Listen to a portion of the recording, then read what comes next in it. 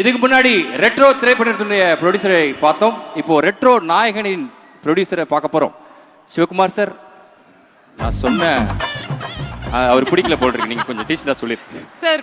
இன்னி விஷயங்கள் பண்ணி சின்ன சின்ன உதவிகள் செஞ்சு மாத்திருக்கீங்க. That is the kind of wonderful individual you R.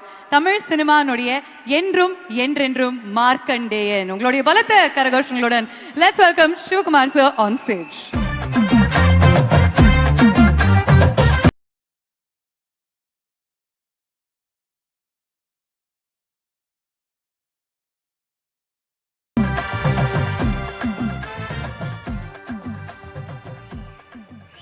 வணக்கம் sir, thank you so much for being here. ஒரு 2 வார்த்தைகள் இந்த சந்தோஷமான தருணத்தில். ரொம்பவும் சந்தோஷமாக இருக்குது, அளவில்லாத சந்தோஷமாக இருக்குது. ரெட்ரோ ஹீரோ கார்த்திக் சுப்ராஜ் சந்தோஷ் 17 வயசு, சென்ட் பீட்ஸ் ஸ்கூலில் ஃபைனல் இயர் படிச்சுட்டு இருந்தார். இப்போ வீட்டுக்கு ஒரு ஜோதிடர் வந்தார், சொந்தக்காரர் தான், ஜோதிடர் வந்தார். 2 பசங்க ஜாதகத்தை கொடுங்க அப்படின்னாங்க. சூர்யா கார்த்தி ஜாதகத்தை கொடுத்தேன். பார்த்துட்டு இந்த பையன் கலைத்துறையில் பெரிய ஆளாக வருவான் அப்படின்னாரு. ஒருவேளை டைரக்டராக வருவானோ கார்த்தி சுப்ராஜ் மாதிரி, இல்லை கேமராமேனை வருவானா, முகத்தை வச்சு பண்ணுற தொழில் அப்படின்னா நடிகராக வர போகிறானா? ஆமாம் சார். யோ நீ லூஸ் ஆயா அப்படின்னா. அது மட்டும் இல்லை சார், உங்களை விட நல்ல ஆக்டர்னு பேர் வாங்குவார், உங்களை விட நிறைய அவார்டெல்லாம் வாங்குவார்.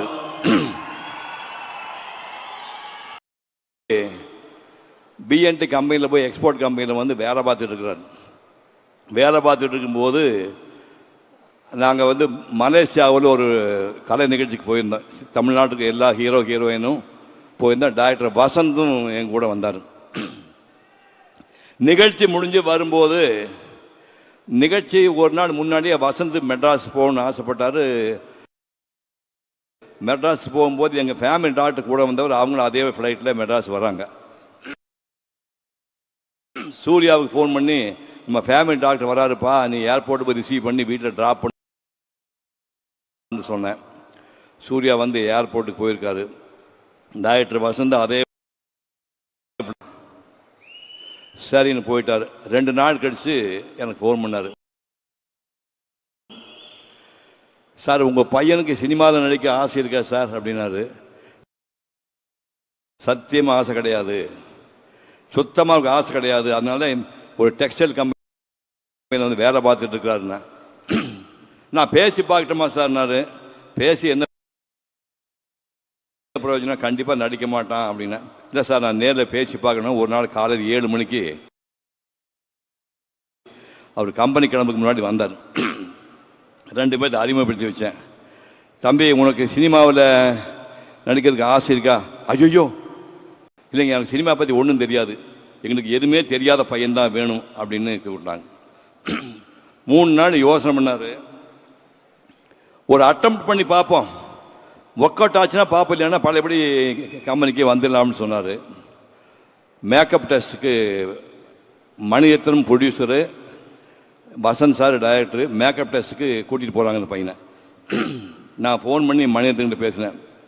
சார், சிவகுமார் பையன் நீங்கள் எதையுமே பார்த்ததில்லை, நல்லா ஞாபகம் வச்சுங்க. மெட்ராஸில் என் ஷூட்டிங் சூர்யா பார்த்ததே கிடையாது. நீங்கள் மேக்கப் டெஸ்ட் பண்ணி பார்த்து ரொம்ப எதிர்பார்த்தேன் சார், உங்கள் பையன் ஏமாற்றிட்டான், சாரி அப்படின்னு திருப்பி அனுப்பி ரிஜெக்ட் பண்ணிங்கன்னா அவன் லைஃப் வீணாக போடு, இப்போவே அனுப்பிடுங்கண்ணே. We have 200% confidence in him, will take care of him அப்படின்னு சொல்லி டெஸ்ட் எடுத்து ஓகே பண்ணிட்டாங்க.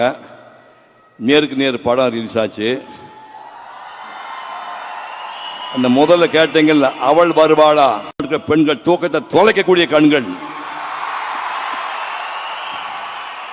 டேய், இந்த கண்கள் தமிழ்நாட்டு பெண்கள் தூக்கத்தை கலைக்க போதுடான்னு சொன்னார்.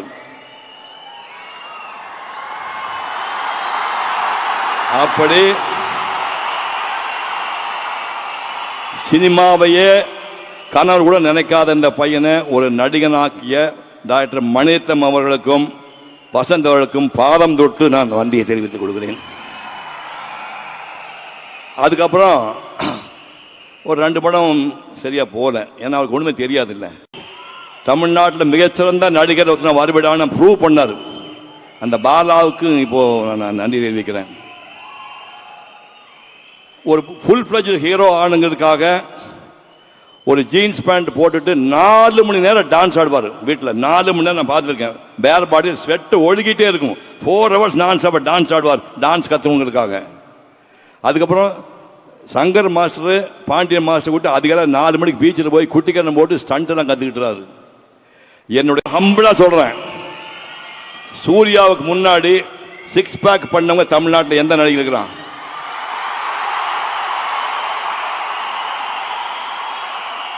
இல்ல, அதுக்கு அப்புறம் யாரா பண்ணிருக்காங்களா?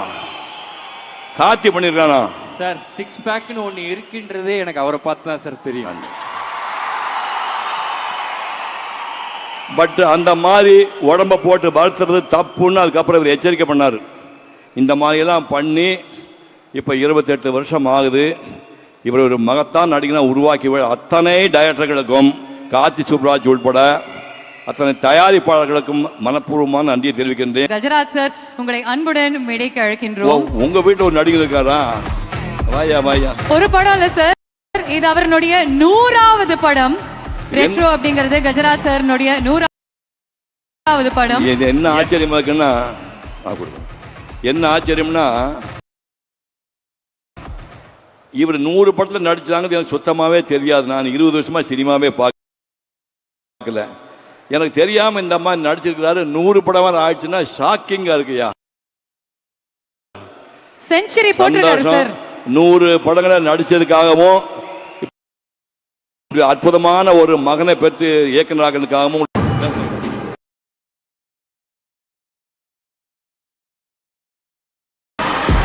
கஜராஜ் சார்னுடைய 100வது படம், அதுவும் உங்களுடைய மகனுடைய படம் அப்படிங்கிறது இன்னும் ஸ்பெஷலான ஒரு மோமெண்ட்.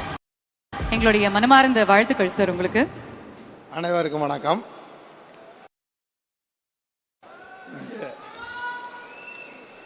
சினிமாவின் லெஜண்ட்ஸ் இங்கே இருக்காங்க. சிவகுமார் சாரும் நாசர் சாருக்கும். அவங்களுக்கு முன்னாடி நான் என்ன பேசுறேன்னு எனக்கு தெரியல. எனக்கு இந்த மேடையில் ஃபர்ஸ்ட் டைம் எவ்வளோ பெரிய மேடையில் நான் நிற்கிறேன்.